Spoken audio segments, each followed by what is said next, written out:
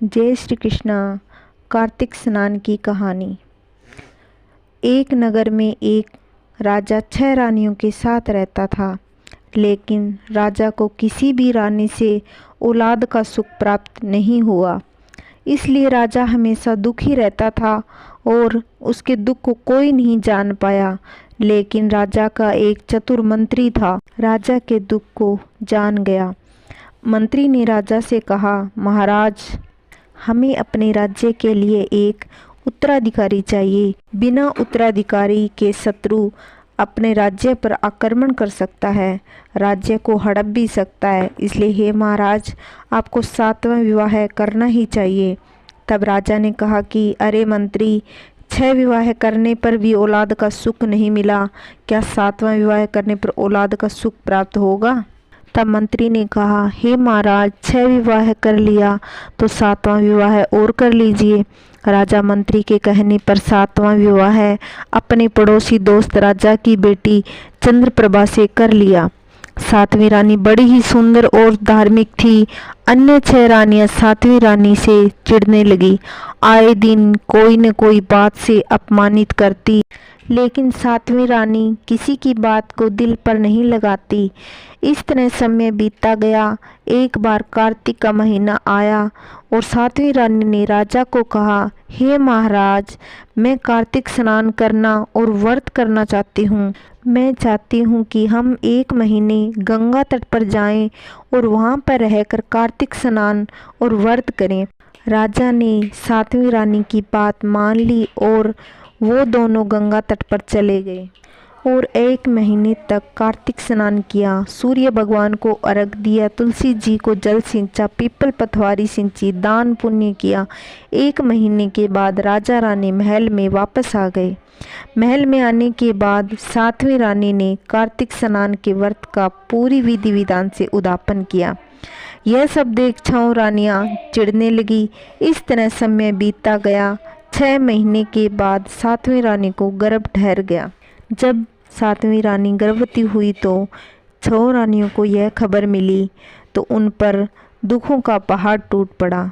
6 रानियों ने 7वीं रानी का गर्भ गिराने के लिए बहुत उपाय किए, लेकिन कभी तो वह आंगन में घी तेल गिरा देती ताकि 7वीं रानी फिसल कर गिरे और उनका गर्भ गिर जाए। लेकिन कार्तिक भगवान किसी न किसी रूप में आकर उन्हें बचा लेते। 6 रानियों का उपाय भंग कर दिया। फिर 6 रानियों ने दाई को धन का लालच दिया और कहा, जब 7वीं रानी को औलाद बेटा हो या बेटी तो होते ही हमें ला कर देना और उनके पास बंदर या बंदरिया सुला देना। दाई को धन का लोभ आ गया और उसने वैसा ही किया जैसे 6 रानियों ने उन्हें करने को कहा। 7वीं रानी को पुत्र हुआ तो दाई ने नवजात बच्चे को लेकर 6 रानियों को दे दिया, उसकी जगह बंदर रख दिया। जब राजा को पता चला कि 7वीं रानी को बंदर पैदा हुआ है तो राजा को बहुत दुख हुआ। तब 6 रानियों ने राजा के कान भरने शुरू कर दिए और कहती, 7वीं रानी को तो बंदर पैदा हुआ है तो महल से निकाल दो, नगरवासियों को पता चलेगा तो जग हंसाई हो जाएगी। राजा ने कहा, तुम जैसा चाहो वैसा करो। 6 रानियों ने रात के समय 7वीं रानी को धक्के मारकर घर से निकाल दिया। रानी भटकती भटकती जंगल में पहुंच गई और वहां एक राधा दामोदर का छोटा सा मंदिर था। रानी ने वहां पर अपना रहने का स्थान बना लिया। रानियों ने उसी बच्चे को जंगल में छोड़ दिया। 7वीं रानी जंगल में कंद फूल लेने आ गई तो एक बच्चे की रोने की आवाज़ सुनाई दी। रानी उस जगह पहुंची तो वहाँ पे बहुत सुंदर बच्चा दिखाई दिया। उसके मुख की शोभा ऐसे चमक रही थी जैसे सूर्य का प्रकाश चमकता हो। रानी ने उस बच्चे को उठाकर सीने से लगा लिया। उसी समय रानी के दूध की धार बहने लगी और अंदर ही अंदर महसूस हो गया कि यह वही मेरा बच्चा है। रानी उसी जगह राधा दामोदर के मंदिर में अपने बच्चे के साथ रहने लगी। रानी ने अपने पुत्र का नाम सूर्य प्रकाश रखा। जब सातवीं रानी का पुत्र 14 वर्ष का हुआ तो काम की तलाश से घर से निकला। वह उसी राज दरबार में नौकरी के लिए पहुंच गया। सूर्य प्रकाश को देखते ही राजा ने राज दरबार में नौकरी दे दी। राजा जब भी सूर्य प्रकाश को देखते तो राजा की धड़कन जोर जोर से धड़कने लगती।